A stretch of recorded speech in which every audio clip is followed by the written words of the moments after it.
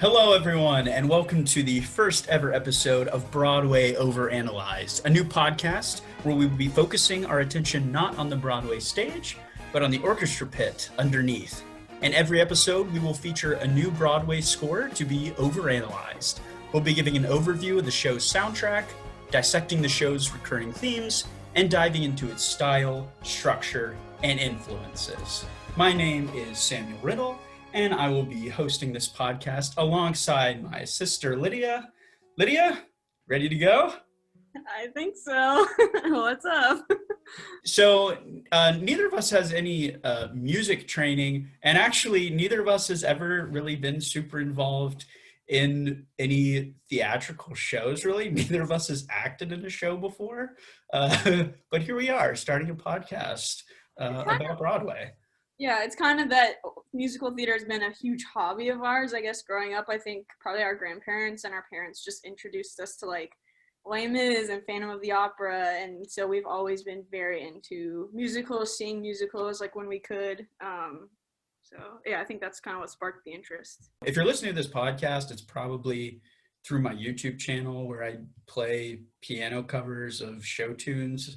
And so one of my favorite hobbies is to just take a Broadway score and play through it, or as much as I can, and try to just sort of figure out what recurring themes are going on, what sort of patterns we're seeing. And Broadway music is so entertaining as well because it's different with every score. You get every single musical genre. And so I think that's going to be one of the cool things that we'll see throughout this podcast when we look at different scores. But anyway, we're going to go ahead and get started here and talk about the show that we'll be doing for the first ever episode of this podcast. And the show that we're going to be looking at today is the 2012 musical Newsies.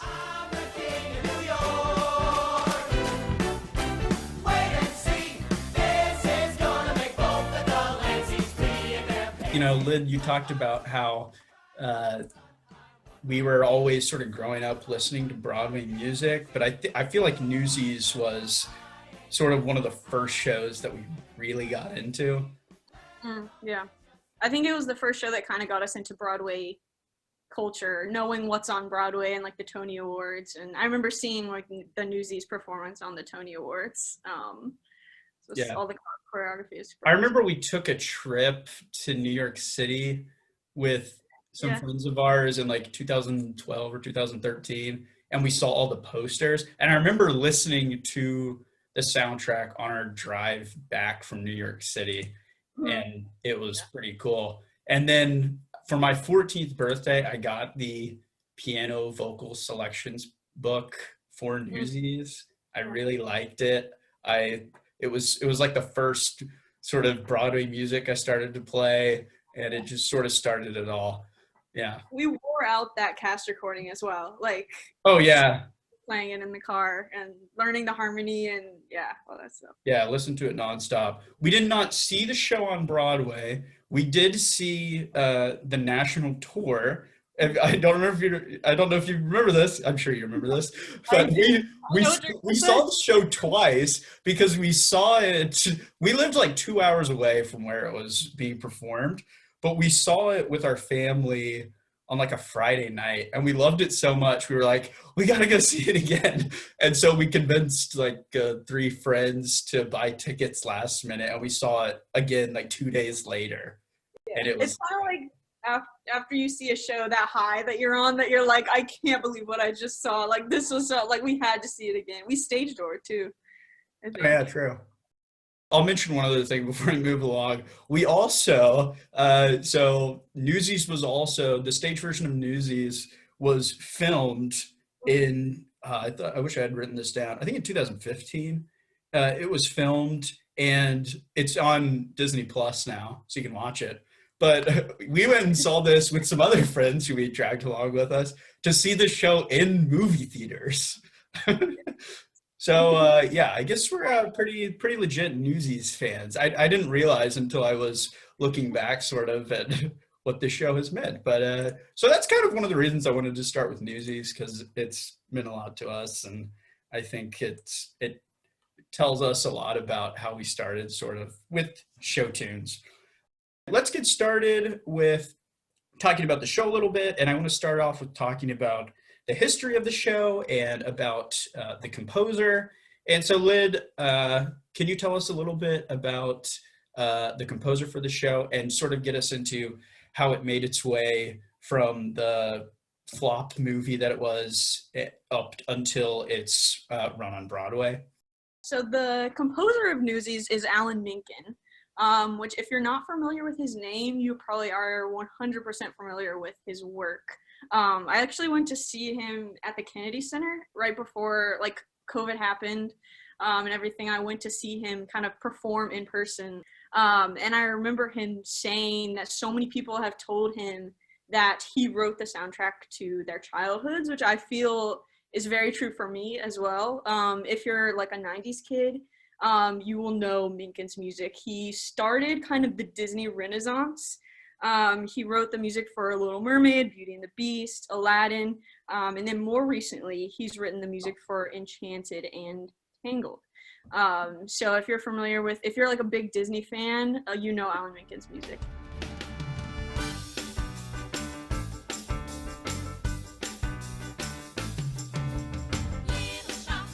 But he got his start off Broadway with Little Shop of Horrors. And he wrote that with Howard Ashman. Howard Ashman was very experienced in the theater. So when he came to Disney, I watched, on Disney Plus, there's also a documentary about Howard Ashman. And the animators talk about how Howard Ashman talked to the animators about how musical theater and animation have a golden age at the same time. So the golden age of musicals, you have Rodgers and Hammerstein kind of coming of age, Oklahoma, King and I, all those great like golden age musicals, kind of goes along at the same pace of like Disney golden age animation. So you have like Pinocchio, Bambi, Walt Disney style animation, and just talks about how musicals complement animation. So there's a classic want that the character has when you're talking about like an I want song. And also the animation just makes the music more believable, which is maybe why Newsies flopped, because it was a live action musical, which I think there are some good live action musicals, I think. But I think it's a more difficult thing to do successfully. So Newsies, the movie, came in between, right after Beauty and the Beast, or in that kind of time period where Alan Menken was writing like the best Disney movies, and kind of where he got his start. I think Aladdin and Newsies both came out in 1992. Oh, really? I'm not sure which came first, but yeah, same year, which is kind of crazy that he was writing both of those at the same time. Anyway. Honestly, yeah. But it was starring Christian Bale, who I read was not happy that when he found out that it was a musical, he didn't know. And it's interesting to see him in this role, I guess, when he goes on to play like Batman. So it's interesting to see Christian Bale as a teenager just singing and doing choreography, which was done by Kenny Ortega. Oh my gosh. Are you familiar with Kenny Ortega, Samuel? The amazing director of High School Musical and Cheetah Girls. Yes. Wow, I'm so proud of you. I know. I did my research on this also. Okay. This was his like debut as a director, Newsies was. So kind of a rough start to his directing debut. But hey, he came through with High School Musical, so all's well that ends well. Yeah, High School Musical is one of the great works of. I'm not bashing High School Musical, honestly. I love it. So yeah, I can't wait for the podcast where we overanalyze the score of High School Musical. We have to. That would actually be amazing. So yeah, the movie did not do very well. I think I've heard people talk about it where it felt like community theater. Honestly, I mean, I love High School Musical, but the fact that it did have Kenny Ortega directing, it feels like a little Disney Channel maybe. And so it just did not perform well. And Alan Menken actually won a Razzie Award, which is an award for the worst song of the year. And he won this award for a song in Newsies, High Times, Hard Times, which is in the movie, not in the musical, probably for this reason. And it was sung by Meta Larkin. So the movie did not do well, but the movie kind of grew this fan base. People loved the movie. And I also heard, Alan Menken say things like every time he would go kind of play medleys of his songs, things like this, people in the audience would be requesting Newsies and like begging for him to play Newsies songs. So he saw that it kind of had this already grown kind of fan base for the musical. So they get Harvey Fierstein on board. He revamps the show with a new book. It's produced off-Broadway at the Paper Mill Playhouse, moves to Broadway in 2012. It's there for 2 years and then goes on tour, and it's really successful as a Broadway show. I feel like this is kind of where the show finds its home. It didn't work as a movie, but it really, I think, performs well on stage. Yeah, I wanted to talk about the Tony Awards a little bit too. This was the show for which Alan Menken won his first Tony Award, I'm pretty sure. So Newsies was nominated for 8 Tony Awards, and it won 2 Tonys. One of them was for Best Score, and that was for Alan Menken, and then also the lyricist was Jack Feldman, who also did the lyrics for the movie. And then the other one was for Best Choreography for Kenny Ortega. Just kidding. It was actually for Chris Catelli. I don't know much about him. I don't know if you do, Lydia. But I looked up, and 2012 was a weird year for the Tony Awards. The winner for Best Musical that year was Once. But Once is also like it was a movie, it became a stage show. Once was not nominated for Best Score, which I don't know. I think there's some limitations on it. There has to be like some amount of new music from the movie or something like that. Yeah. But there were only 4 nominations for Best Score, and out of those 4, which is a small number, I think, but of those 4 nominations, 2 of them were for plays, which is really weird. So I'm not trying to downplay the Newsies score, but it seemed like it got kind of an easy win. The 2 plays were, the first one was Peter and the Starcatcher. Oh, which I love. Oh my gosh. We saw that. It was really good. Not on Broadway, but and then the other play, sorry, this is a bunch of random information, but I thought it was interesting. The other play that was nominated for Best Score was One Man, Two Governors. Are you familiar with that play? James Corden! Yeah, which James Corden starred in and got his first Tony for. And then the other musical that was nominated besides Newsies was Bonnie and Clyde, which stars Jeremy Jordan. Oh my gosh!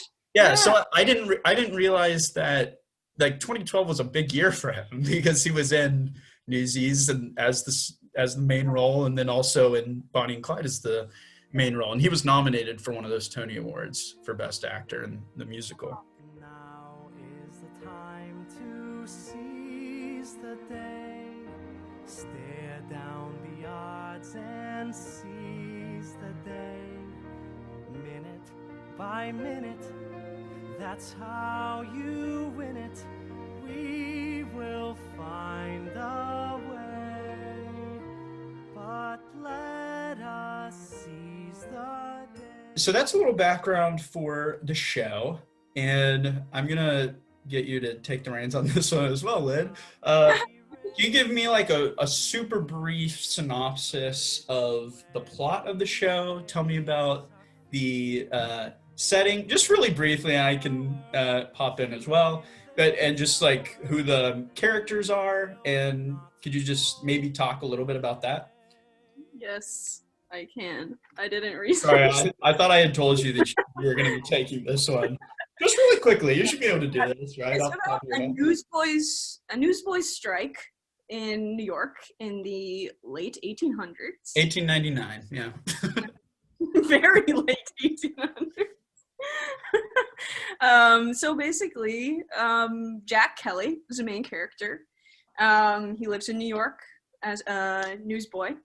And newsboys sell tapes, not headlines. So I feel like we had to mention that one time. But basically, these boys are selling papers on the streets. And one day, Pulitzer decides to jack up the price of the papes, which causes the newsboys to strike. They put together their own union and eventually kind of come to a compromise that we can all live with Pulitzer. So yes, is that a good? So now I didn't really give any other characters other than Jack Kelly, but Yeah, no, that's fine. That was great. okay. And I'm sure we'll be talking more about the score because at the very end of this podcast, I want to just sort of go through the soundtrack and just look at each song and go through some of the recurring themes and patterns that we see in the score. But before we dive into that, I wanted to take a look at what kind of music this is.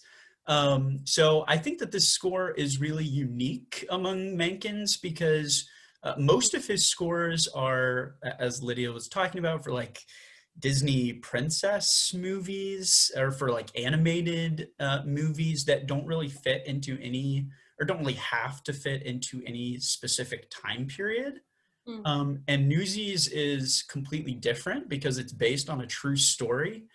And I think in a way the score is used really just as much as the set design or the costumes to sort of set the scene for the story that's going to be told.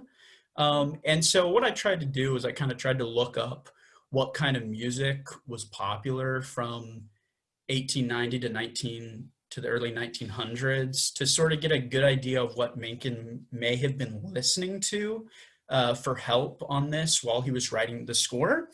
So there are several musical styles that were popular during this time period that I do think Menken thought about when he was writing Newsies.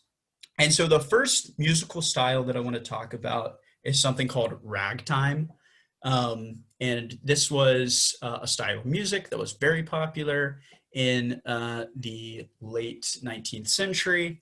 And it was often played just as piano solos. A big ragtime name you may have heard of before is Scott Joplin. And I'm going to play a little piece that is probably his most famous piece. I'm sure you've heard it before. It's kind of the classic ragtime piece. It's called The Entertainer. You probably know the name, but I'm just going to play this real quick for you so you can listen to the style of the ragtime music and see if you can sort of catch a little glimpse of Newsies in there.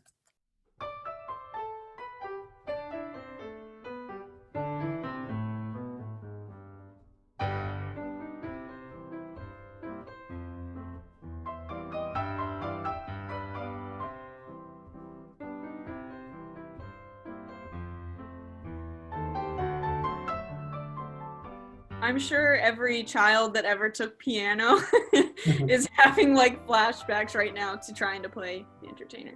Right, so if I were to play a ragtime piece on the piano, it follows a pretty basic structure. What we have is we have, if I were playing this on the piano, I'd have my left hand and I would be maintaining this beat of 4 quarter notes going on in my left hand. So if I were counting this out, it'd be like a steady march, 1, 2, 3, 4, 1, 2, 3, 4, okay? And then on beats 1 and 3 within that measure, I would play a really low note, probably just a single note or maybe an octave.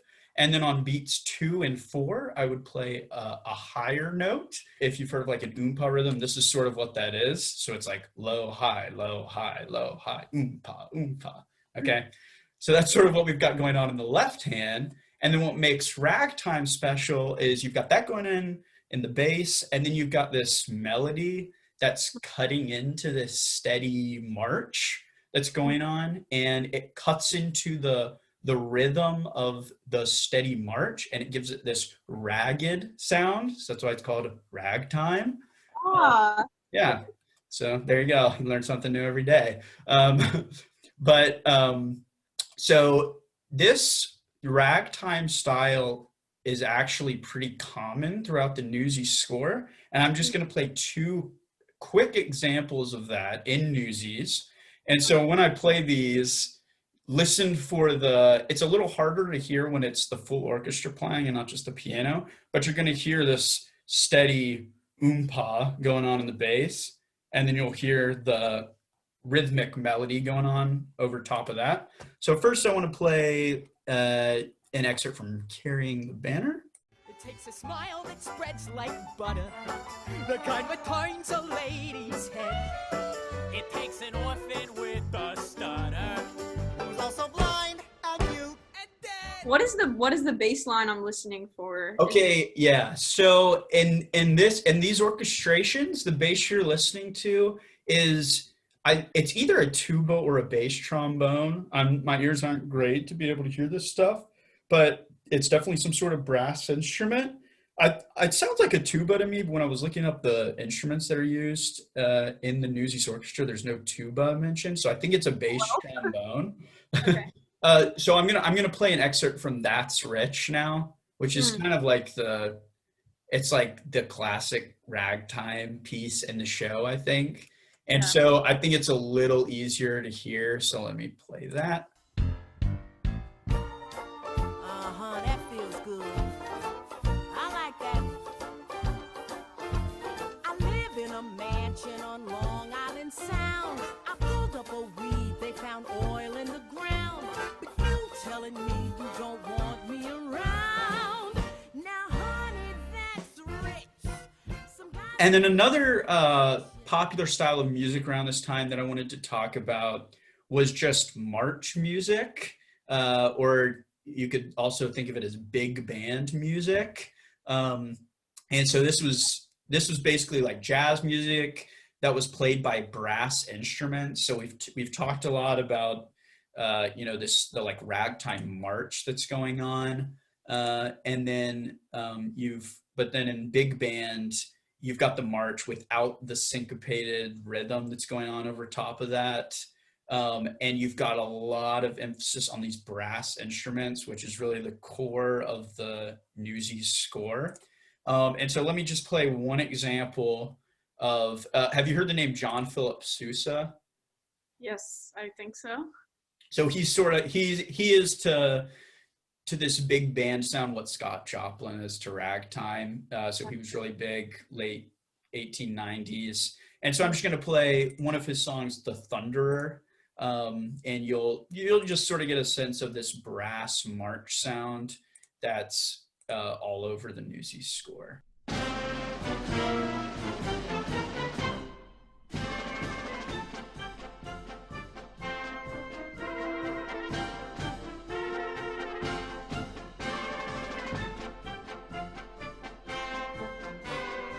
Okay, so you can hear there's a lot of emphasis on the trumpets. There's some drumming as well. You got some snare drums. So you have that big band sound. So if I like clash the ragtime and the big band together, then I would get that Newsies sound that Alan Menken is doing in his score. Okay. One more thing that I wanted to talk about, and I could also talk about, there are other styles of music that I know are throughout the Newsies score, like there's jazz and there's swing, but they're a little harder for me to nail down as musical elements that we see, but I think they're also incorporated into the score in more subtle ways. But one thing that's interesting about this score is we have all these period-specific things that are going on, but then there's also this rock sound that you hear in a lot of the music. And so I was looking at it's like the MTI website, which is like the site that you can go to try to get the rights for Newsies or whatever. But this was the MTI website's description for the score of Newsies that they gave. They said, Newsies is a contemporary and energetic theater musical with additional musical elements of 1970s rock and ragtime references. Okay, so Menken's combining this ragtime and this big band sound with 1970s rock, which seems really weird. Why do you think, I mean, do you think there's, I mean, I'm sure there's a reason, but do you have any like speculations as to why he would clash these two styles? My hypothesis is that the reason that he is putting this 1970s rock sound is it to give it more of a intensity. So you heard the Thunder and you heard the Entertainer, and they're like, you know, cute little tunes and everything, Yeah. but there's nothing really intense and driving about it. And that's something that is really big in Newsies. I remember when we like saw this show live, it was the most energetic show I'd ever seen. Yeah. There was so much energy, there's so much intensity. It's a dance heavy show, so there needs to be something that's kind of driving all of this. And I'm not sure if this is as much Alan Menken as it is the orchestrator, Danny Trube, who orchestrated Newsies. But I don't know a ton about 1970s rock, and I don't know much about drums, but I think that most of that rock sound comes from the drums that are playing in Newsies. And I did a little bit of research, and what makes 1970s rock unique is that it used single-headed tom drums. Okay. Don't know what those are. I wish I did. Sorry, I'm not a drummer. And then it also used a lot of cymbals in there as well. So let me just play for you. I just YouTubed like 1970s rock drum beats, and so I'm gonna play that for you.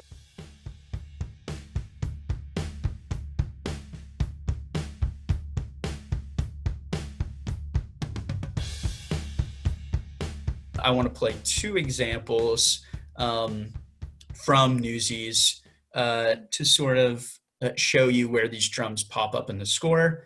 So I'm going to play an excerpt from The World Will Know, and then one from Once and For All, which I think are sort of the two rock songs in the show, I think you could call them.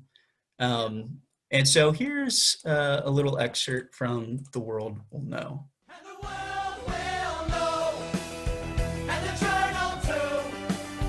Mr. Hearst and Pulitzer, have we got news for you? See, the world don't know, but they're gonna pay. Instead of hawking headlines, we'll be making them today. I think it's so, like, I didn't know any of this, but I feel like it adds so much to my understanding of the show, because kind of the ragtime and the big band kind of sets it in the time period. But the 70s, I feel like when I think of the 70s, I think of it as like a very rebellious time. So I think it just adds to like the rebellious tone of the show, that like these are kids like against the power, like fighting for their rights. I feel like it helps form the tone of the show to kind of be more rebellious like that. So let me play one more example from Once and For All. So this is this like chorus that you hear in Once and For All. It's like really big and dramatic, and this is a great example of the drum sound. Yeah.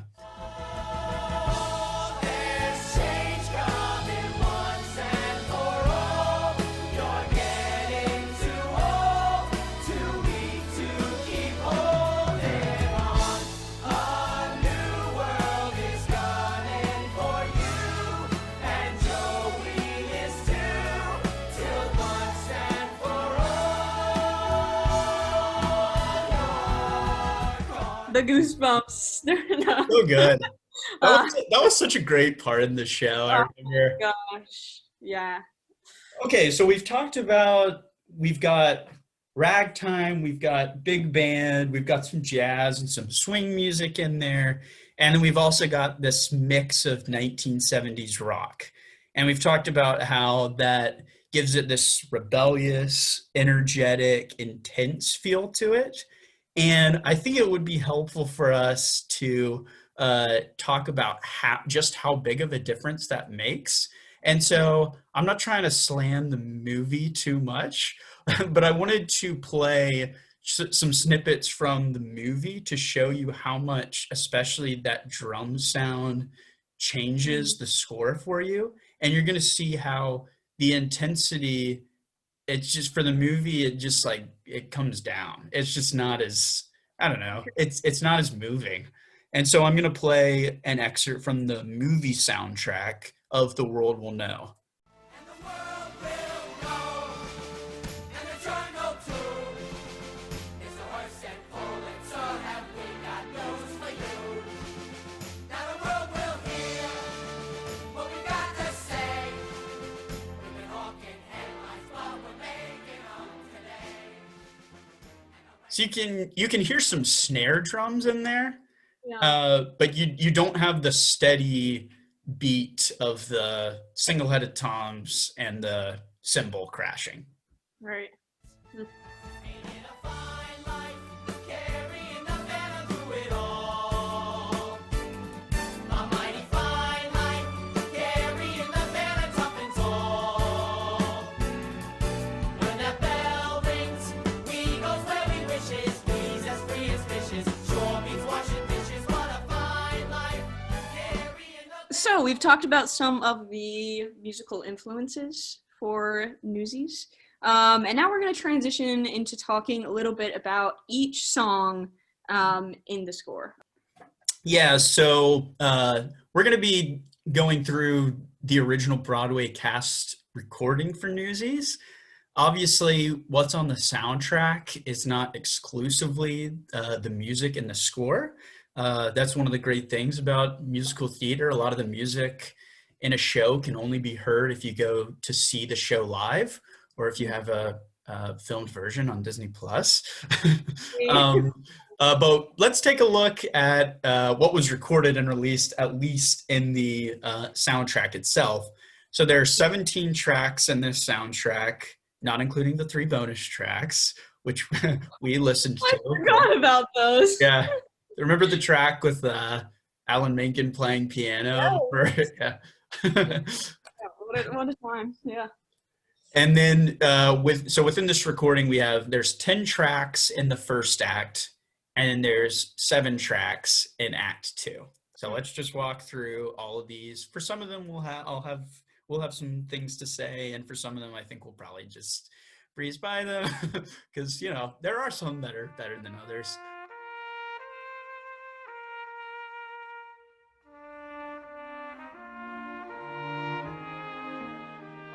So let's start off with number 1. This is the Overture.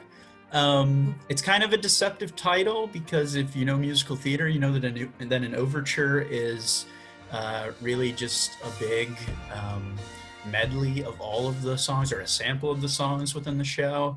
The Newsies Overture is not that. It's really just instrumental prologue into the show, and it's really just an instrumental version of Seize the Day. So it starts off with this solo trumpet, and you hear the melody of Seize the Day, and then it gets joined by the whole orchestra. When you were talking about kind of the 70s influences, I have kind of written on my notes here that there's a lot of electric guitar in this overture, which I thought was interesting.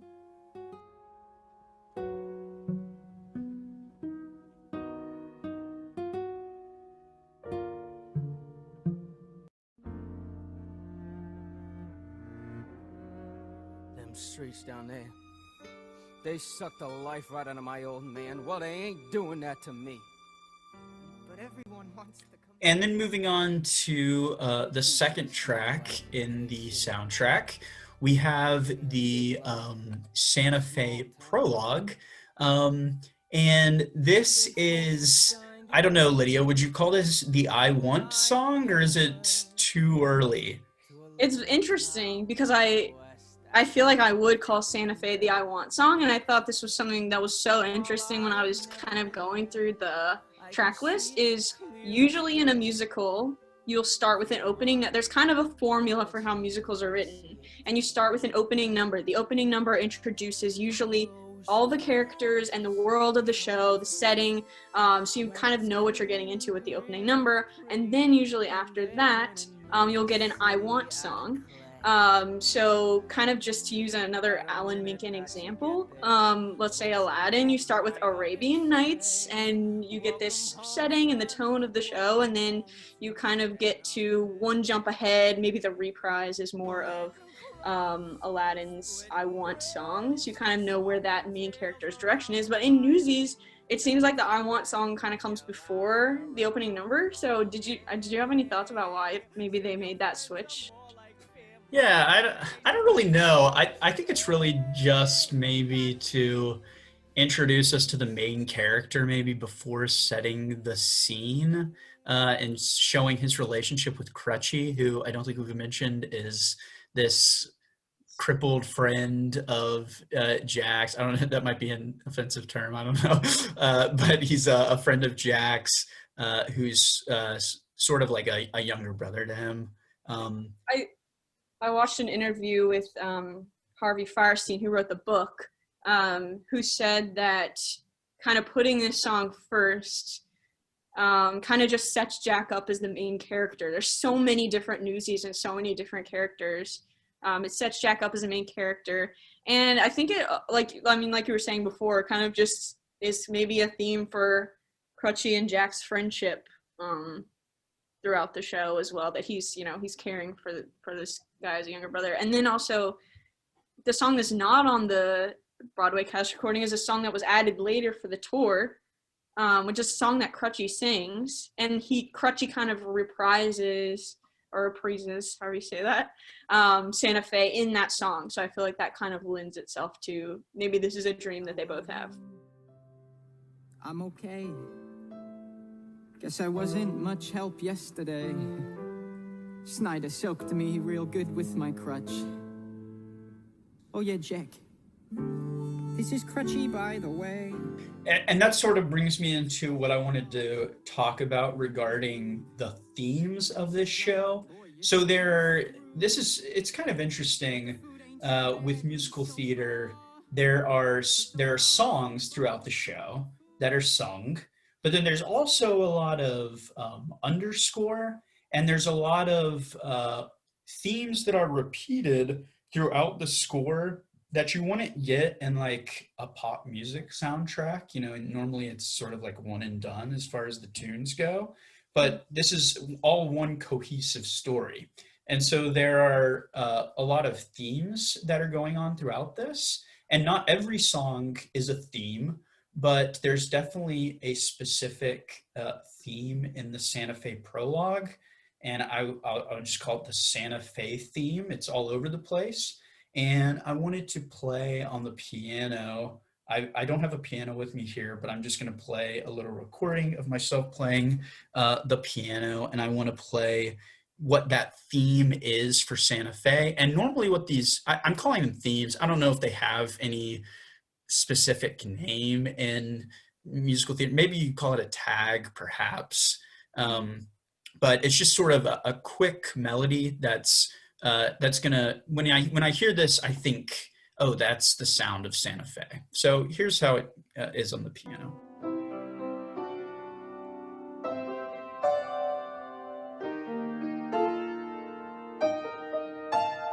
I love it. It's so it's wistful. Like at the end, it's kind of like almost leaving you there at the top. And I think that, lends itself to a good I Want song for sure. Right. That's one of the interesting things also about a lot of these themes that I've been listening to is they always kind of end like there's more coming.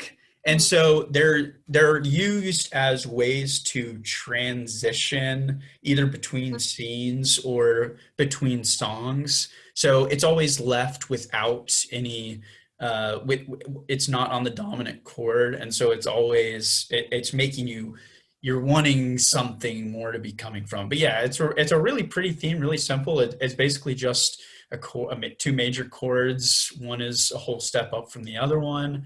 And it's what Alan Menken does in a lot of these things, we'll probably talk about this more, is they're very short.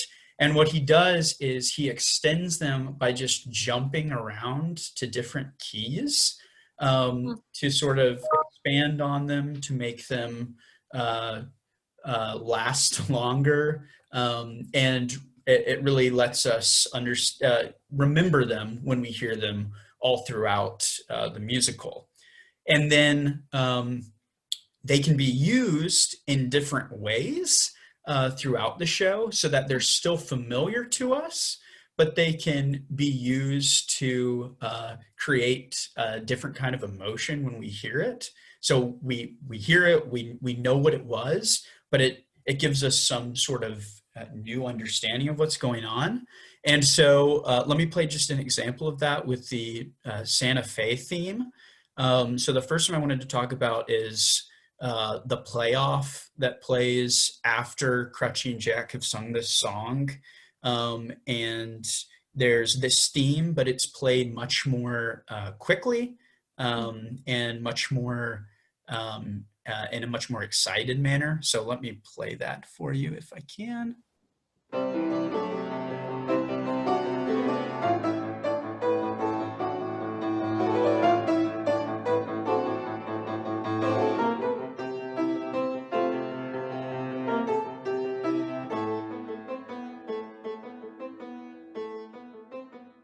So it's really brief, but you hear it and it merges into the Carrying the Banner melody. But it's used as the, it all of a sudden it turns from this wistful, dreamlike melody to something that's getting you excited, which is really cool. It's just such a great transition, I guess, into Carrying the Banner. And I've always thought when I go to see shows, one of my favorite things about musicals is just watching transitions from scene to scene, because I mean, in a movie, you would just cut and edit the scene. But in a musical, it has to go, like, seamlessly from one scene to the other. And I think music is one way to kind of accomplish that. I think kind of moving in how they move in sets and things like that is too. But I've always thought I love watching, like, transitions between scenes when I go to see a show. I want to play one more example of this theme. So we've seen it as sort of this wistful dreaming sort of feeling, and then we've seen it as this excited transition into Carrying the Banner. It's also, you hear it briefly throughout the score a lot. Here's another example of it sort of sounding a little more agitated within the main Santa Fe song that Jack sings at the end of Act 1. And it's really quick, but you'll hear it, and I just want to play that for you. Yeah, they do in Santa Fe. Where does it say you gotta live and die? Okay, did you hear it? No. It's way too weird. Let me play it again. It's let me go through to my head. It's gonna be like da da da da da da. Oh yeah. Right as it's changing. That's the same theme that we're hearing here, but it's a little more of an agitated feel to it. Let me play it one more time. Yeah, they do in Santa Fe. Where does it say you gotta live and die? I got it that time. Yeah, pretty cool. So it's a really short theme. It can be really subtle at times. It's just a single melody that can be used to express different emotions, which is really cool. Hey, that's my cigar. Don't steal another. Hey, look, it's bath time at the zoo. I thought that I'd surprise my mother. If you can find her. Who asked you? Okay, so let's move on to the third track in the soundtrack. And I realize we spent a long time on Santa Fe Prologue. And honestly, probably going to spend a long time on Carrying the Banner because it's a pretty important song in the score. But I promise this podcast isn't going to be like 24 hours long. Okay, so let's talk about Carrying the Banner. So Lydia, you sort of touched on this, but there's always a song in the show that sets the scene, and this is really the song in the score that does that. So I would compare it to like you said, Arabian Nights from Aladdin or Belle from Beauty and the Beast. And it's cool because it normally has, again, especially in these Alan Menken scores, really simple, short melody. Again, it's changing keys all over the place that allows this short melody to be played over and over again throughout the song, but without us getting bored of it. And there's a lot of times in these types of songs, there's a lot of dialogue that's going on, and you don't hear it in the original Broadway cast recording, but there's a lot of breaks in this song where all of a sudden it'll switch to dialogue. And so we finally start to really get a good understanding of who these newsboys are, where we are in history, where we are as a setting in New York City. And we get to learn a lot about the different characters.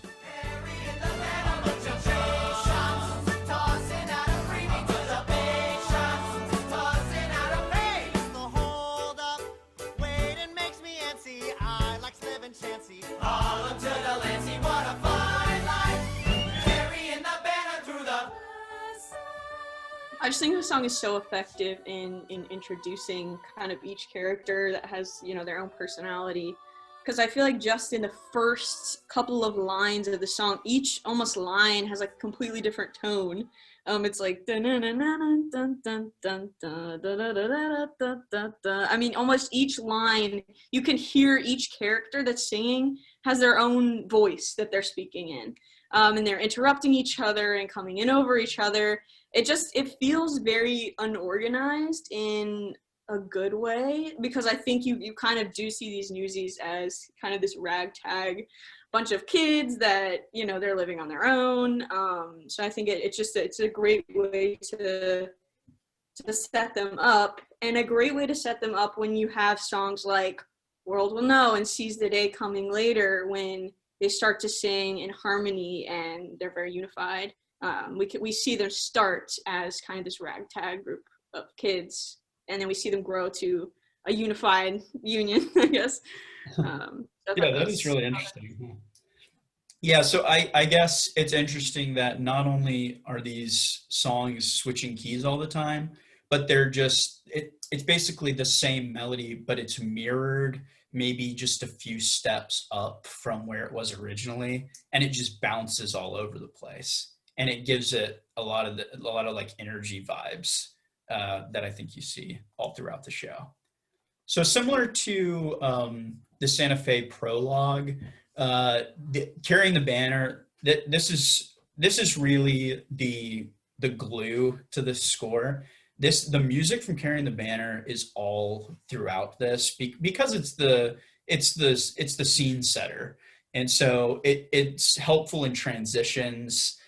So it is all over the place, and there's really two main themes from this that I could talk about that are heard throughout the score. So there's this one theme that I think is a little more mischievous, maybe.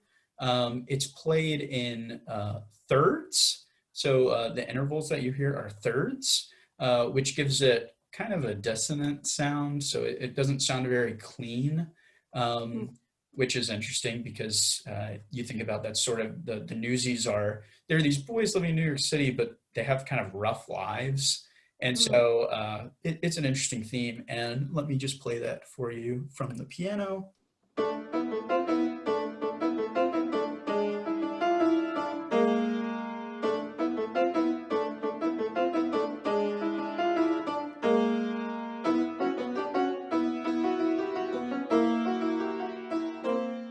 So here, there's something a little mysterious, unnerving about it, but then at the same time, it's kind of like bouncy, and I don't know. It's an interesting combination of two things that you can really relate to these newsboys. And then this theme I said is used throughout, and I just wanted to point out one other way in which it's sort of like the Santa Fe theme, that it's transformed to set up this different kind of emotion. So I'm going to play real quick. It's played in a minor key when the headline is being written. So you remember that from the show if you've seen it. But go ahead, sorry. favorite lines is when one of the Newsies like, they're killing us with that snoozer. Yeah. Anyway. Right before that line comes, here's the theme that's being played.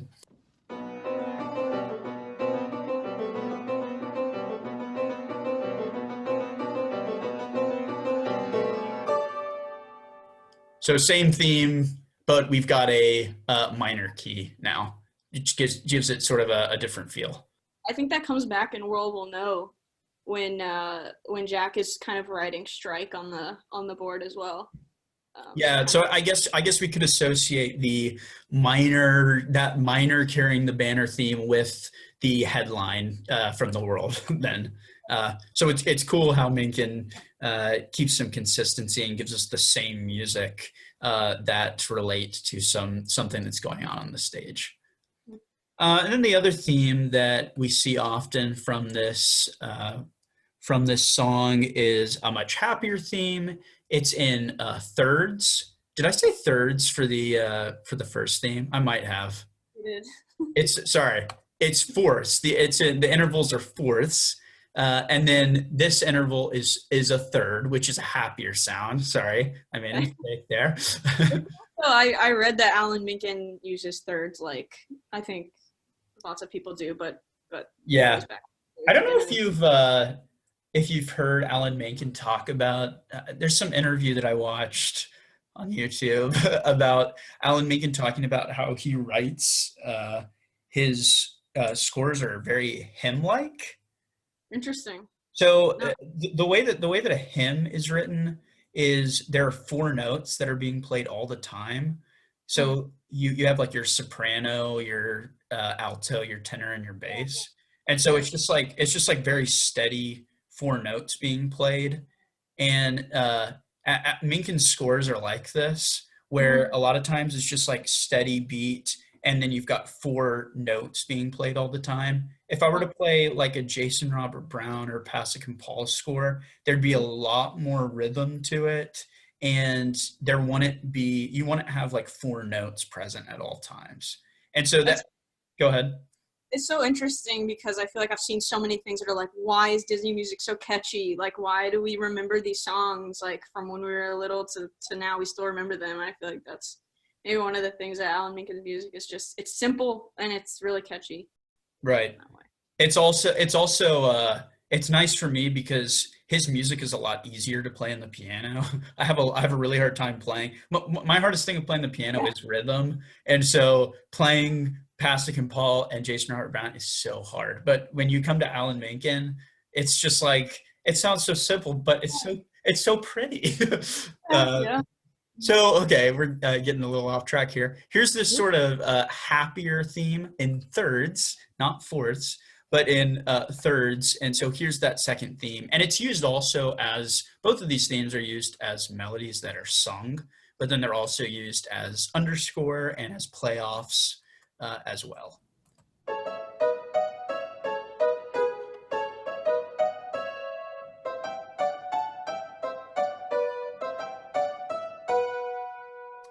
So yeah, so we got a second theme. It's a little happier. It's still bouncy, and it's easy to change keys in. So sort of serves the same purpose, but it's just a little lighter, I think. That's always one of my favorite ones when they get to that point where they're like, uptown to Grand Central Station. And I feel like it's just such a cool moment. It just changes the tone of the song, and they're all like kind of quiet and bouncy, and I always love that part, yeah. Right. I've mentioned playoffs a couple of times, and you mentioned transitions. So a playoff is just music that's, you sing the song, it's over, the audience claps, and then there's music that plays after that, during which the scene is transformed. And what's cool about Newsies is a lot of these playoffs are sung, there's lyrics accompanying the playoffs, so the Newsies are like actually singing. And so you hear that with Carrying the Banner and with World Will Know and Seize the Day. So it's kind of something that's unique to Newsies. It's kind of cool. And I'll train them to be like an army that's marching to war. Proud of themselves and so grateful to me, they'll be begging to pay even more. When there's dirt on our shoes. Okay, so now we move on to what's maybe the low light of the show.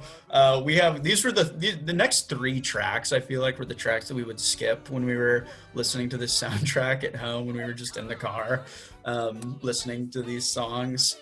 So the first one is The Bottom Line. This is the song that's sung by Joseph Pulitzer, who is the antagonist of this show. Normally especially in Disney movies where there's a clear bad guy, there's this song that is the song that the bad guy sings to be like, I'm the bad guy and these are my plans to be bad. I think I'd compare it to Poor Unfortunate Souls from The Little Mermaid, Be Prepared in The Lion King, which Alan Menken did not write. But so anyway, this song is a little weird. There's some swing patterns in The Bottom Line. There's this swinging pattern. I don't have it on the piano, but that's played throughout the song. It's a very light sounding melody, which is kind of weird for the guy who's going to be the bad guy. But yeah, I don't know. It's just kind of odd.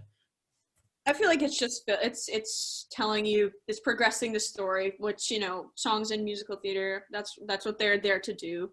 And I feel like that's the main purpose of this song, is to progress the story, introduce you to this character and his motives. Almost kind of the antithesis of an I Want song almost.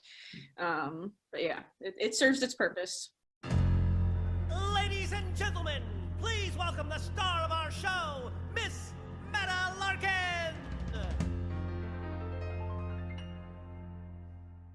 Next we have That's Rich, which is a song sung by Meta Larkin, who still not really sure who she is or what purpose she serves in the show. You got any clues for me, Liz?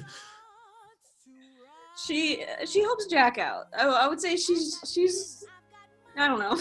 she adds interest. She's another female voice to add to the 20,000 Newsies on stage. Yeah, go her. Yeah. That feels good. I like that. So yeah, I went over a little bit. This is a classic. It's a vaudeville sounding song. There's a lot of ragtime vibes. It's just sort of a break in the show where we just get some solo vocal performance, and it's sung very, very well. But it's odd to me that there's a sort of a break from the plot so early in the show.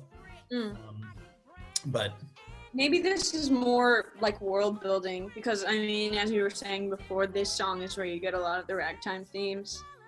So I think maybe this song is helpful in setting you in that world and still kind of setting up the show before kind of all of the action is kind of rising, and then you get to the climax. But yeah. I feel like we're playing like bad cop, good cop here, because like I keep coming up with these like, yeah, I don't know why this song is here, and then you're like, oh well, maybe it's because anyway. I appreciate it.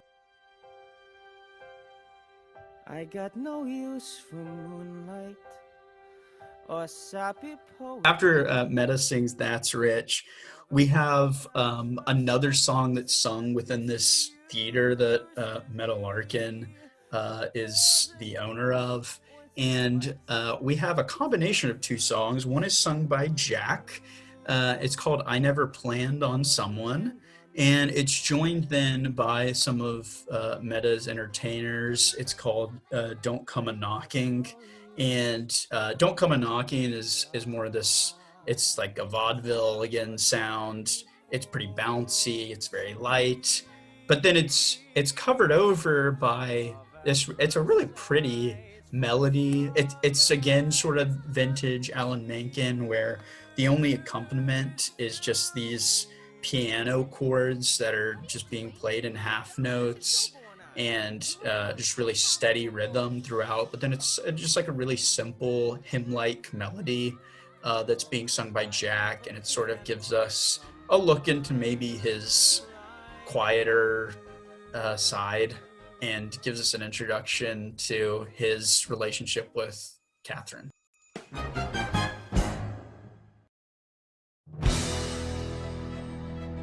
Pulitzer and Hearst, they think we're nothing. Are we nothing? No! Pulitzer and Hearst, they think they got us. Do they got us? And then we get into The World Will Know, which is kind of the next big number in the show. I remember one time talking to you, Lydia, and you were like, my favorite part of the show is from The World Will Know to King of New York or something like that. And that is definitely, that section of the show is definitely the most energetic, but it really all starts here with The World Will Know. It really starts to pick up. Well, what it starts with is there is an awesome vamp underneath the dialogue of this song that just it kind of, to me, almost has like a typewriter like incessant beat, and it's just going and going underneath kind of all the dialogue, and there's like that beat that kind of almost carries through all the way to Seize the Day. So you just like inside of yourself, you're just feeling this like rising tension, and it goes until like you hit the strike at the end of Act 1. Right. So it just carries that feeling so well through the end of Act 1. Here's that vamp that Lydia was talking about that's I've played on the piano here.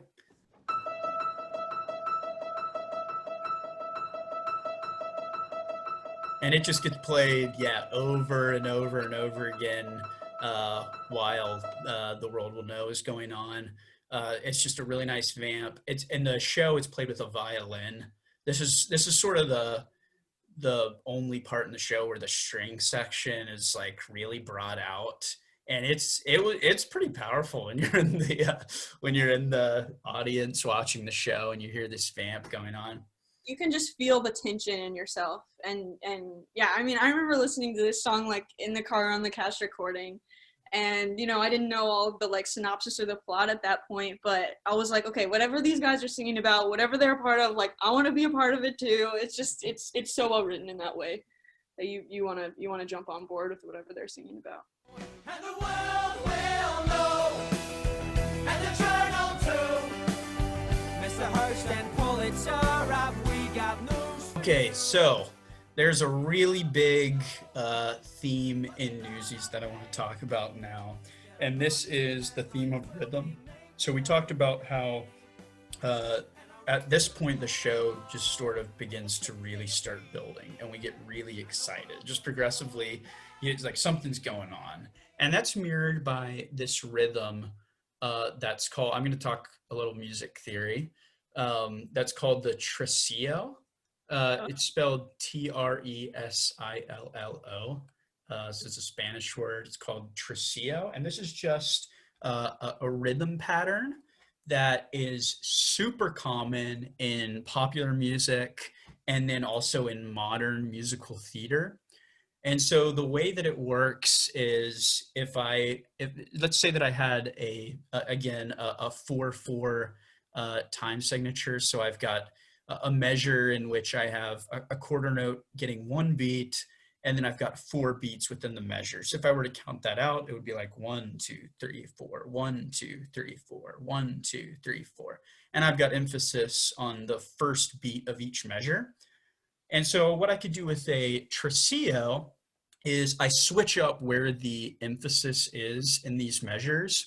And so the way that I would write this out is I would have 2 dotted quarter notes that get 2.5 beats. And then at the end, I would get a single quarter note. So if I were to count this out, it would be something like long, long, short, long, long, short, long, long, short. Okay.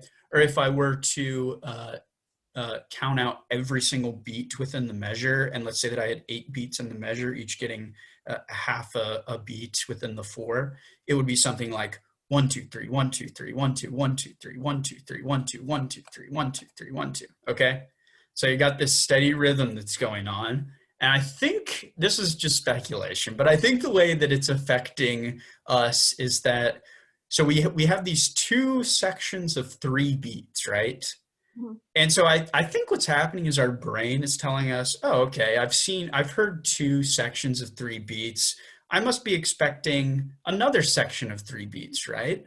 But then it messes you up by only giving you 2 beats and then repeating it all over again. So it gives you this feeling of you're being like lurched forward within the score. So it's like your heart kind of skips a beat without realizing it. And it like, Oh, I love that. yeah, isn't that cool? And so I think it gives you this, like, I don't know, it makes you feel a little unsettled. And this is, I mean, this kind of beat is all over the place. Once you know about it, you'll start hearing it everywhere. And before I get into how it's used in Newsies, because it's not just in The World Will Know, but it's all throughout the score. Well, actually, let's first look at that vamp that we were talking about, and you can hear the 1 2 3 1 2 3 1 2 throughout it. So let me just play that for you again. So it's really quick, but you can count it out and definitely hear that 1 2 3 1 2 3 1 2. I want to just point out some examples of how this is used elsewhere in musical theater. So I want to play really quickly "Revenge Party" from Mean Girls. This is one of the prime examples that I found, and you can hear it just in the beginning of this song. Now you know, Caddy, Regina George is not your friend. We're your friends, and we're gonna make her pay. You know what friends do? They got your back, and they are fun to be around. Can you hear that? Yeah, that's cool. I never noticed it before. Okay, yeah, and so there you hear it where it's really quick. You can count out each 1 2 3 1 2 3 1 2. So we could also have it where we have that beat over a just steady beat where we have 1 and 2 and 3 and 4 and 1 and 2 and 3 and 4 and, but then on top of that we have the long, long, short, long, long, short. Let me play you an example of this from Goodbye from Catch Me If You Can.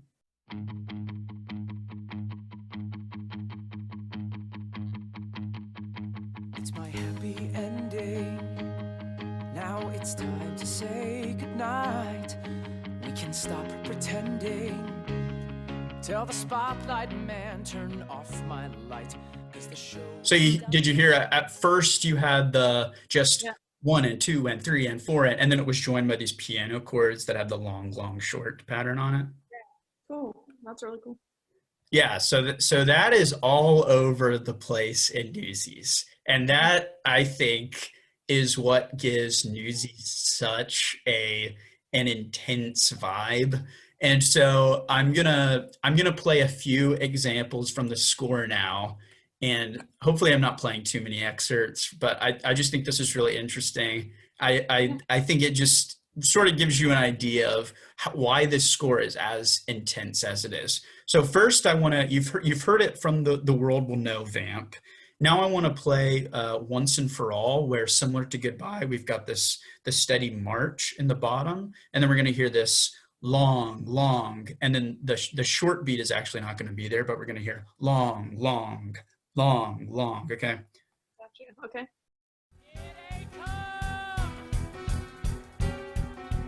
This is the story we needed to write. Has been kept out of sight, but no more.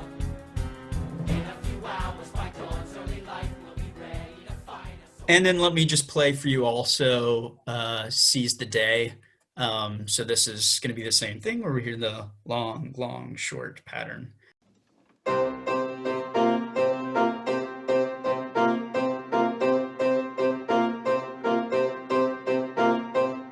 So you hear it again right there with Seize the Day. So you see it's popping up everywhere. It's in No, it's in Seize the Day, it's in Once and For All. And so in those songs, it's pretty obvious that it's there, and it's there throughout the entire song. Sometimes it can be a little more subtle. And so I would just want to play Santa Fe for you really quick. And guess what? We've actually heard this before. It's just the Santa Fe theme. And it also has this tresillo pattern to it. Okay. So I'm just going to play what we actually heard before with this Santa Fe theme transition. And now that you've know about the tresillo rhythm, you can think about how it's being used here. Santa Fe, where does that say you gotta live and die. So a little more subtly there, but you can still hear that it's going on. So yeah, that I think is one of the driving forces of the Newsies score, that tresillo. And yeah, once you start playing the score, you'll see it pop up everywhere. Yeah, that's pretty much all I had to say for The World Will Know. Obviously, the melodic theme that's coming up through it is also played throughout the show. It's played as a playoff and Watch What Happens. It's played as underscore all over the place. It's, again, got that rock sound. It's got the 1970s drum beat that we were talking about. Oh, yeah, one more thing. I wanted to talk about this random line starting at 1 minute 57 seconds that I'll play for you, Lydia. Okay. And we got no choice but to see it through. We found our boy, and I lost my shoe. I lost my shoe. I lost my shoe. Yeah, I've seen the show multiple times now. I still have no idea why that line is in there. Yeah. Who lost their shoe? Where did it go? Did he ever get it back? Yeah, the big mystery to Newsies. We'll never know. Yeah, the stuff lost shoe. Write what you know, so they say. All I know is I don't know what to write or the right way to write it. This is big, lady, don't screw it up. This is not some little vaudeville I'm reviewing. We talked a lot about Carrying the Banner. We talked a lot about Santa Fe. We talked a lot about The World Will Know.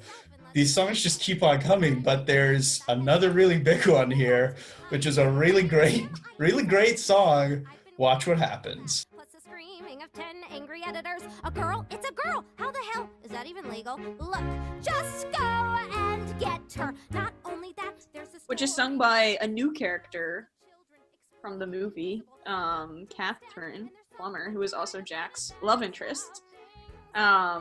And I think this is one of the reasons that people are okay with her character, since the movie did have such a huge fan base. You know, I think any changes they would have been kind of upset about. I heard somewhere that like Harvey Firestein wanted to change Crutchy's name, and people were like, no, you can't change Crutchy's name. And he was like, that's kind of a weird name to give a kid with a crutch. But I think one of the reasons that people are very okay with kind of this change in character for Jack's love interest is this song. It's such a great song. It introduces her so well. It's a great way to lead into her character. Yeah, in the movie there was a really weird love interest with Jack and Davy's sister. Do you remember that? Yeah. Yeah, Mm-hmm. really weird. So anyway, this song, this is a really loved song, and what's cool is it's not super familiar even from people who like the movie. So it was fun to watch people when we saw the show live react to the lyrics that were being said and Watch What Happens, because it's pretty funny lyrics by Jack Feldman, who I don't feel like we've mentioned enough, but Yeah. Jack Feldman. Sorry, Jack. But this song is interesting in that a lot of Alan Menken's songs don't really follow any like verse chorus structure. But this song is very you got your verse, you've got your chorus, and then you've got another verse, and then you've got a chorus to finish it out, and they're very distinct. You can tell what's going on. And so you have this verse with really staccato notes. You talked about sort of this typewriter beat. It's got the, at the moment of the song, Catherine is writing a news story on her typewriter, and you hear the staccato violins that really give you sort of that typewriter vibe. And then the chorus gets a lot more melodic. It's actually got a tresillo rhythm to it. The underlying music, so tresillo popping up again. So just moving it along. And one thing that I really wanted to talk about was underscore leading up to songs in Newsies. And we've talked a lot about the intensity, but there's just moments when it's when you have underscore playing over dialogue. The dialogue on its own probably wouldn't be very exciting or intense, but when you play it underneath this score, it just like it starts to hit you. And so I just wanted to play the example of that before Watch What Happens is being played. I'm going to play this from the filmed version of Newsies. Hopefully I'll find a way to make the audio for this sound okay, but if not, then I apologize. We'll see how it goes. A modern-day David is poised to take on the rich and powerful Goliath with the swagger of one twice his age, armed with nothing more than a few nuggets of truth. Jack Kelly stands ready to face the behemoth Pulitzer. Now that is how you turn a boy into a legend. It's so cool because it is so similar to World Will Know. They almost start in like an exact same way, where there's like this incessant beat right underneath the dialogue. It's just like brimming there and building the tension. And it's really cool that I was just like thinking of this, and that like the Newsies singing World Will Know is kind of the start to their like revolution and their way to kind of more like freedom. And in the same way for Catherine, like this is her big break, is writing the story. And they start in such a same way and then build from there. And it's just cool how this beat goes from song to song, and it just continues and continues, like just building that tension and rhythm. Now is the time to seize the day, stare down the odds and seize the day. Okay, well, we'll go ahead and move on to the 9th track, which is Seize the Day. This is one of the biggest moments in the show. It's the most dance-heavy. We've already talked a lot about the tresillo, and we've talked about the single-headed tom drums and the cymbals. It starts with this slow hymn-like sound. It's like an anthem. Again, we have lots of dialogue that's going on underneath. There's heavy percussion. We have some introduction of some snare drums. It's also sprinkled all throughout the show. There's 2 reprises of Seize the Day.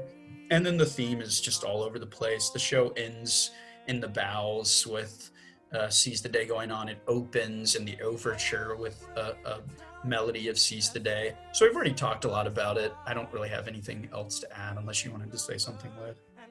Yeah, I think this is just the climax of kind of going from carrying the banner, where they're all, even in choreography, like in carrying the banner, when you watch it, you know, on stage, everyone's kind of doing their own thing. There's no unified choreography. When you get to Seize the Day, it's so unified. They're all doing the same thing. They're all working together. And I think that's reflected in the music as well. There's such great harmonies in Seize the Day. And it is cool that it kind of starts out, you know, like they're building each other up, and it's very soft, and it grows to a, you know, fight song at the end, and a dance song. It has a dance break, a really cool dance break. So yeah, great song.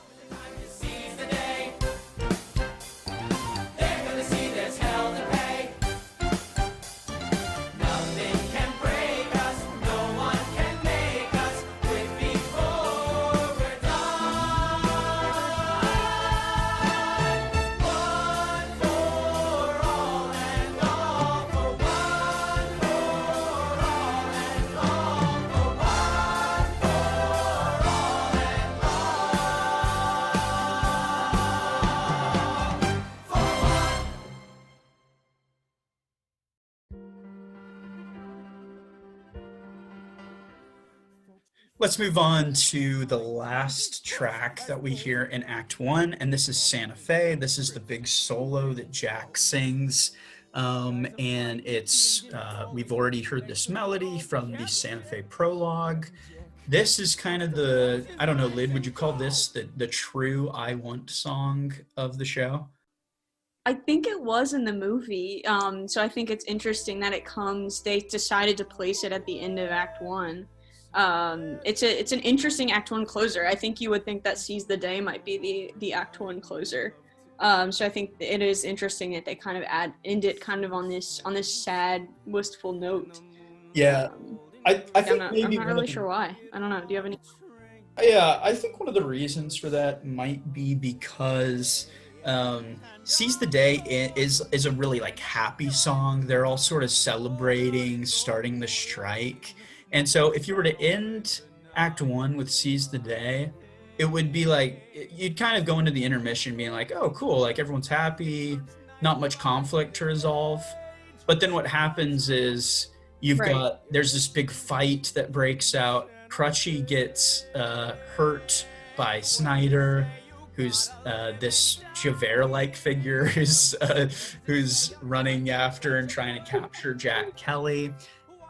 So I think Santa Fe sort of gives us something we're worried about something to get us ready for Act Two. Like Jack's not okay, and things aren't okay. So it gives us sort of something to think about, like what's going on here. So it goes from kind of that dreamy sound in the prologue to this more restless sound in this song. And guess how Act One ends. It ends on a tresillo, my favorite rhythm now. So let me play just the very end.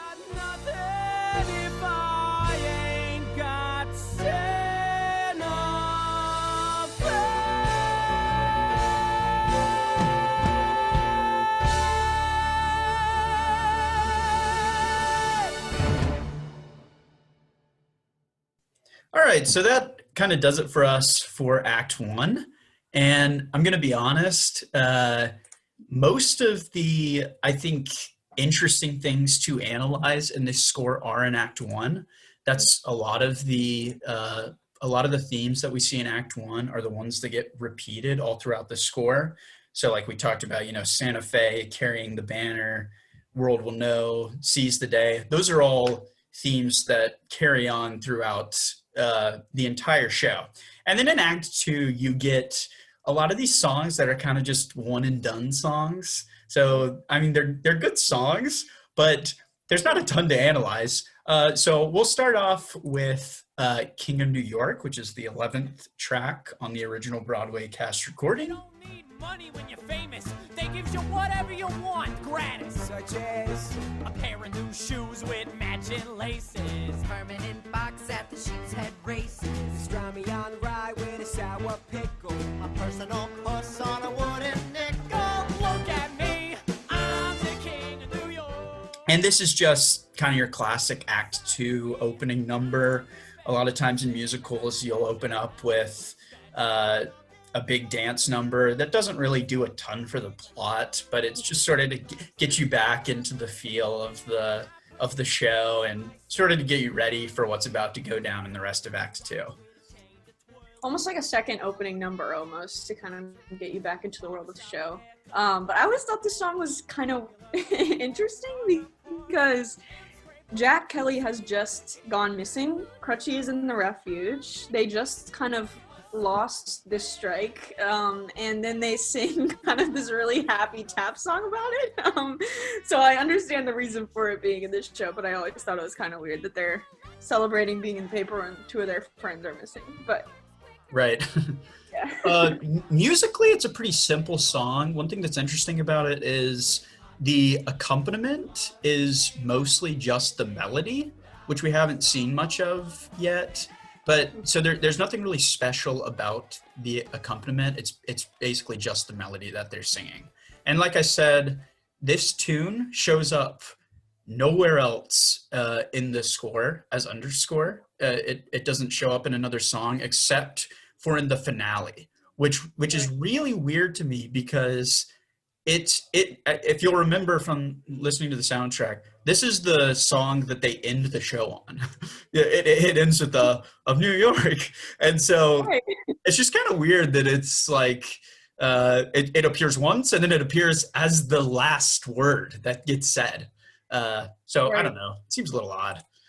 Yeah, maybe it's like an ode to New York if you're watching it, on yeah, Broadway. that's true. Get those kids to see we're circling victory and watch what happens. So after that, like Lydia said, at this point in the story, Jack's sort of all depressed and everything. And so that brings us to the reprise of Watch What Happens. And this is a pretty cool song where it's exactly the same as the Watch What Happens solo that Catherine sang, except that it's a quartet with Jack and Davy and Catherine and Les all singing together. And you'll remember that I talked about how Watch What Happens is the only song in this score that has a verse-chorus structure, and this reprise is exactly the same. There's except that, and this time we just have a single verse and a single chorus that go on here. So we've got the staccato verse and then the melodic rhythm. One thing that I was thinking about that I forgot to mention when we were going over the Watch What Happens solo, and it happens again in this reprise, the ending to this song is really cool because at the very end, we have this rhythmic melody that Catherine begins to sing. But what happens is at the end, it starts getting underlaid, not by the really melodic accompaniment, but it starts to get underlaid with that typewriter constant beat. And so it's kind of cool to see those two things come together. So I'm going to play that real quick from the solo version, the original version of this song. So you can see that. And also note that this song is also going to end on that tresillo rhythm that I've been talking about. It's kind of crazy how it's like every single song is ending with this, but I just want to play that really quickly because I forgot to mention it, and I think it's pretty interesting. So give me a second to find that. Can't be any worse than how it's been, and it just so happens that we just might win. So whatever happens, let's begin.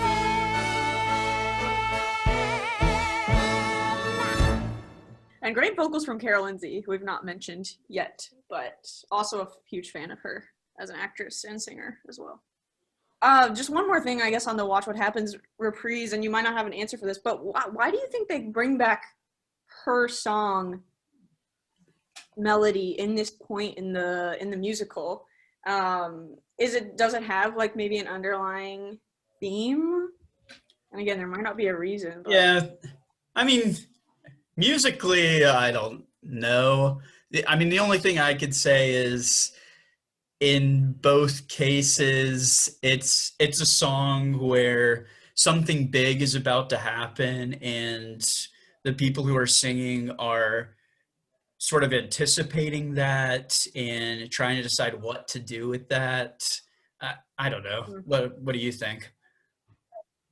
Yeah, I hadn't really thought about it, but I think that's maybe good. Yeah, maybe like a catalyst for some action coming next. And I think just talking about like the fact that there's not a lot to talk about in Act 2, I think this is kind of normal for musicals. You get like the really cool, interesting numbers in the first act introduced, and then Act 2 is more for wrapping up the main story plots. You know, things have to come to resolution. So in Act 2s, you get a lot of reprises and, you know, shorter songs that we're trying to wrap up the plot. So that could be, I guess, another reason as well. Too bad you've no job, Jack, but you did resign. Too bad you've no family, but you can't have mine. And speaking of reprises, the next song in the soundtrack is the reprise to Pulitzer's The Bottom Line. So this is just a really quick reprise. It's basically the exact same melody as The Bottom Line. It's a little darker.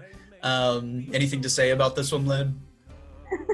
I don't love Bottom Line in Act 1, and I don't love it in Act 2. But again, it's serving its purpose. So, yeah. It's tough to get worse than the original Bottom Line, but somehow they managed it. No, I'm just kidding. It's not that bad. All right, well, we'll move along then with another song that, once again, similar to King of New York, is a like pretty fun song on its own, and it's like really catchy. The song is Brooklyn's Here. Just got word that our bodies is hurting, facing total disaster for certain. That's our cue, boys, it's time to go slumming. Hey, Manhattan, the cow. This is when Spot Conlon brings his posse from Brooklyn, and they're like excited because he's going to join the strike with Jack and the rest of those newsboys. And so, but what's weird about it is that, again, like King of New York, this tune is nowhere else in the score. But on its own, it's a fun little tune. It's really heavy on we talked about the big band style of music with that march rhythm. So this is basically just a big march. It's kind of, I think maybe because it's not really anywhere else in the score, it seems kind of like a forgettable song. I kind of always forget that this song is in the score. I don't know if that's how you feel about it, Liv. Yeah, but then every time I hear it, I'm like, I love it. It's so great, but it is kind of, I think it fits in really well with the other themes of the show and the tone of the show. So it's a great song, but yeah, is kind of one of those maybe forgettable ones. Yeah, and I just wanted to play you my favorite part from the song, which is when it's sort of like the second, I guess, verse maybe of this song, where this like harmony comes in. That sounds really cool. So I want to play this for you guys really quickly.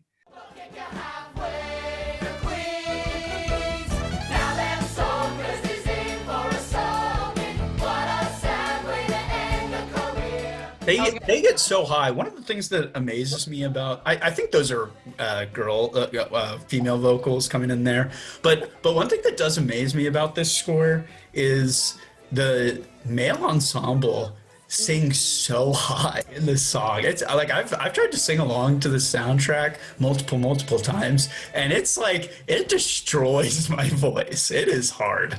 And try to do that while dancing and flipping and all that stuff too. But right. I was going to say that's my favorite part of the song as well. I just think the harmonies are great. And I think, again, just following that theme from the beginning of them kind of coming together and unifying and harmonizing, you have Brooklyn kind of joining in the action here. So I said that the Brooklyn's Here tune doesn't show up anywhere else in the score. There actually is one spot where it does show up. This is sort of the transition scene before Something to Believe in. So it's while Jack and Catherine are going up to wherever they're going up to. They're like going up on the scene. But there's a really cool, on the sets, sorry. But there's a cool transition that has the Brooklyn's Here theme and sort of a weightier sound. And then it transitions into Santa Fe, which it sounds really cool. I'm going to play it on the piano for you.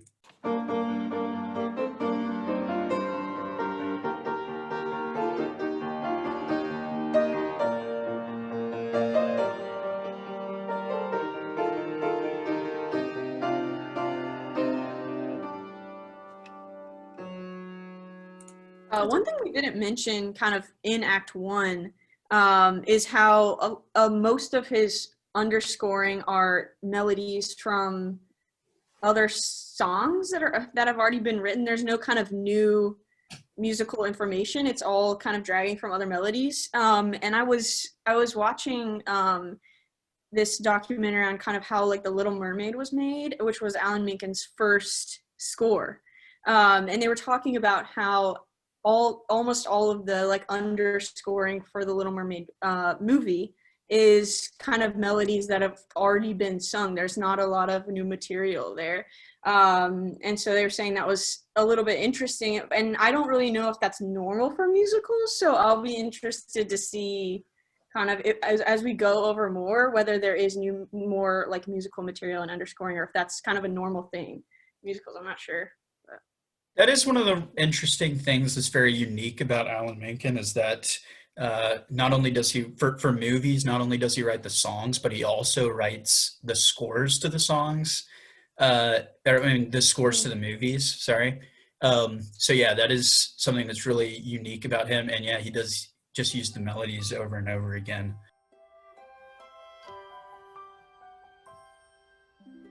Till the moment I found you, I thought I knew what love was. Now I'm learning what is true, that love will do what it does. All right, well, we'll move on then to the 15th track. We're getting closer to the end here, and this is the love ballad of the show. It's called Something to Believe in. This is one that was original to the musical that wasn't in the movie, of course, because Catherine wasn't in the movie. So this is, I think this song sounds a lot different than the rest of the songs in the show. Because it's a love ballad, there's not much of the brass going on. That would sound a little odd. So we hear a lot of the woodwinds for the first time that are sort of carrying the tune for this. I don't have a ton to say about it. I enjoy the song. I think it's pretty, but again, it doesn't pop up a ton in the show outside of this song. Did you have anything to add? I mean, I would say I think it's just talking about how it's a less brass. It's a little like slower moving. I think it's a great break in the show. You're going from Brooklyn's Here to Once and For All, I believe, and those are just really heavy march songs. And so I think it just gives the ears a break, I think, in between those two. So. And if I'm gone tomorrow, what was ours still will be. I have something to believe in now that I know you believed in me. This does sort of become our theme for Jack and Catherine, so it is cool to see how sometimes that sound does pop up later on in the score. And so I wanted to play just the finale when Jack and Catherine are sort of talking about like, oh, we won the strike, spoilers. So what's going to happen now? And so let me just play a little bit of the finale, which we'll get to in a second, but just so you can hear where else this tune might be within the score outside of the song. Better yet, what's New York got that Santa Fe ain't? New York's got us, and we're family. And you've got one more ace up your sleeve. What would that be? Me. Wherever you go, I'm there right by your side. For sure. For sure. So you hear that theme again, and it's similar to all the themes that we've talked about previously, where it's really short, just a really quick melody, probably only like 2 measures, maybe just 1, but it's switching keys. You can see how in that finale, it's just like that one little melody, but it's played over and over again in different keys.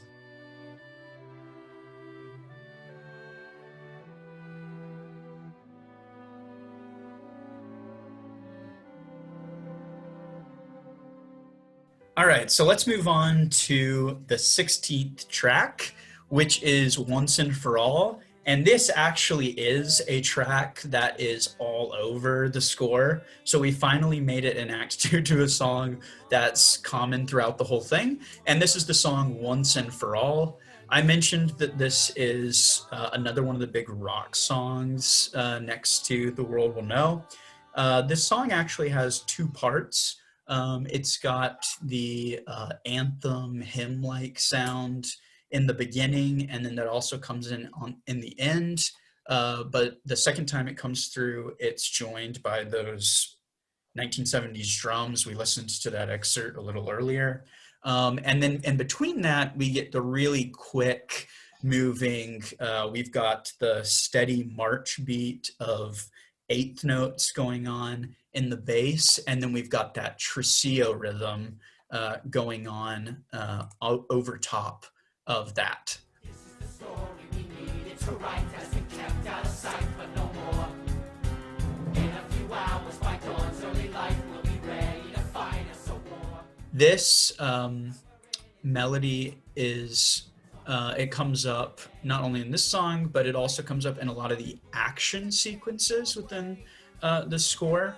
So it comes up, there's a scene towards the beginning of the score where Snyder, the spider, is chasing Jack, and Davy and Les also are with Jack at the time.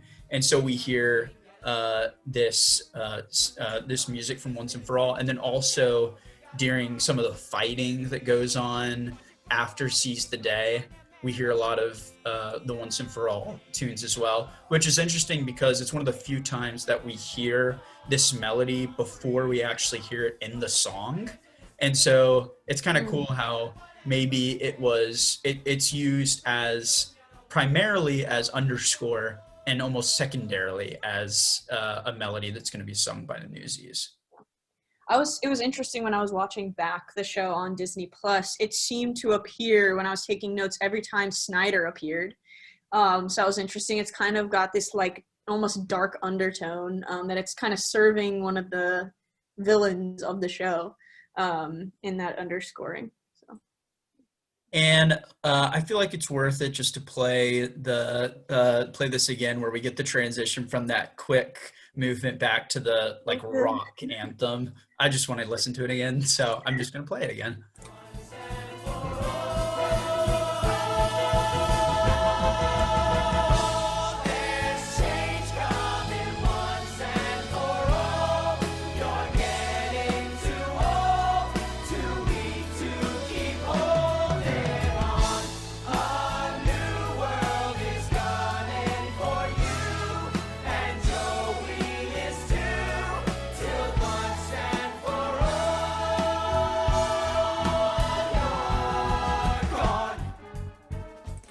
It's also cool to see how there's harmonies that are building over top of each other at the end there with just the once and for all line. So that's kind of cool as well.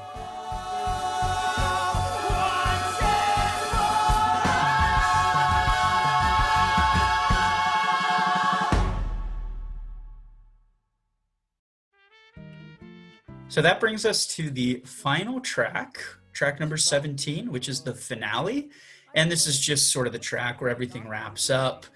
Before we talk about this, I seem to remember watching this show. It seemed like it took a really long time to finish. And when I was going through the score, there is, between Once and For All and the finale, there are a lot of different cues for underscores, and there's like a Seize the Day reprise. So it takes a while for it to finish. I think that maybe that's one of the flaws of the shows, is the pacing. It's just a little slow towards the end. It takes a while to finally wrap up. But one of the cool things about that is that we get to hear a lot of the themes come up that we've heard throughout the entire show. So we get to sort of listen to them one last time before everything wraps up. So in the finale, you hear in the soundtrack, you hear The World Will Know theme, you hear Seize the Day, you hear Something to Believe In, you hear Santa Fe, and then you hear Jack sing Santa Fe, and then you get the Carrying the Banner reprise, and then the random King of New York reprise. So yeah, it's a cool way to wrap up the show.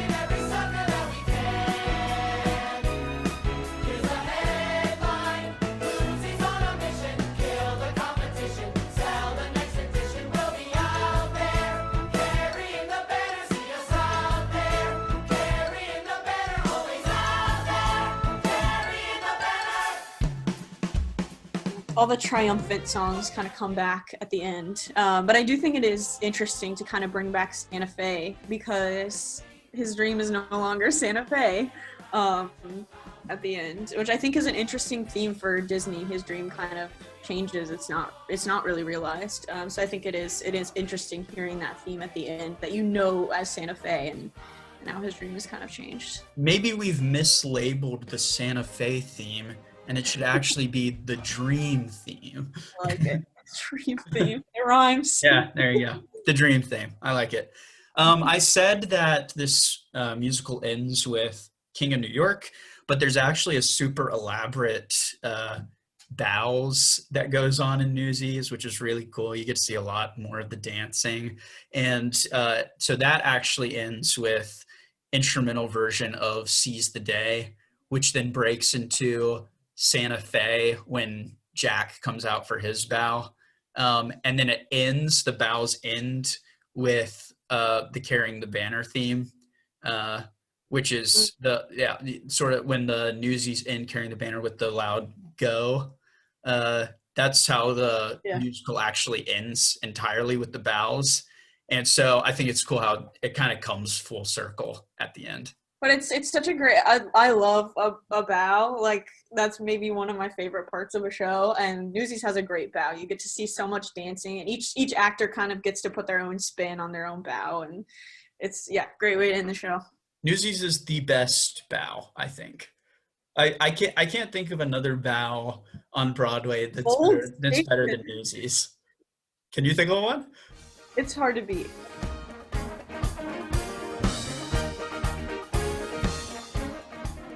Well, Lyd, we have made it all the way through the score of Newsies. And before I hand it over to you to sign us off of this thing, let me ask you a couple of quick questions that I thought we might do for each score.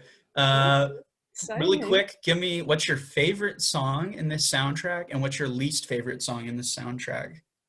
Wow, I didn't know this was coming, so now I gotta look through favorite song. I mean, it changes every time I listen through to it. I would say probably overall, it's got to be Seize the Day. I think that's a song that I first listened to from Newsies, and I listened to it over and over. Just the harmonies in the beginning and then the energy to the end. It's a great kind of almost into Act 1. So much energy there, and yeah, that's my favorite song. What's your favorite?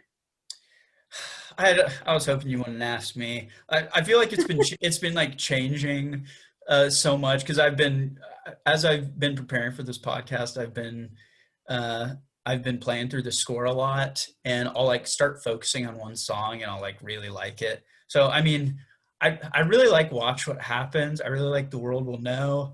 I like Carrying the Banner. I like Santa Fe. I like Seize the Day. One favorite. Those are my top songs in the score. Sorry. I know I could do more than one. So. All right, least favorite song. It's kind of sad to end on least favorite, but probably The Bottom Line, as we've discussed. Yeah. It's like a happy bad guy song. Doesn't make any sense. Yeah. What's yours? Yeah, I'll stick with The Bottom Line. Okay, one more question for you that I'm hoping we can maybe carry this over to future scores that maybe we'll overanalyze. But if you could rank this score on a scale of 1 to 10, what rank would you give it? Oh, interesting. Am I comparing it to other scores? Is that yes.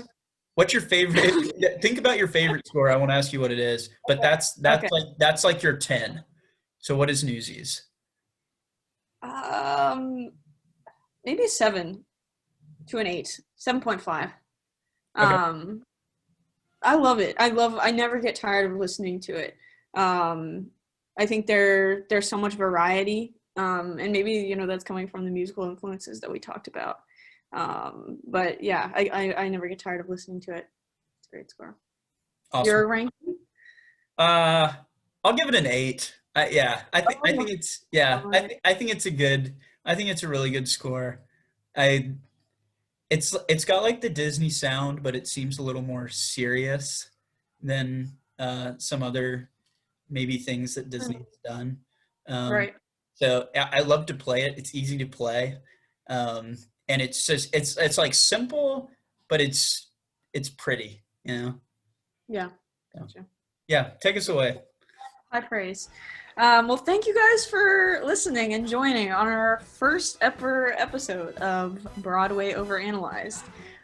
So glad that you guys are listening, and hope you come back for our next episode, which we have not decided what musical we're doing. So if you have any suggestions, I think Sam is going to set up an email account and maybe an Instagram. So yeah, give us your suggestions. We're excited to be doing this, and I think I can speak for both of us. We had a really good time doing the research and doing this podcast. So thank you guys for listening, and we'll catch you later.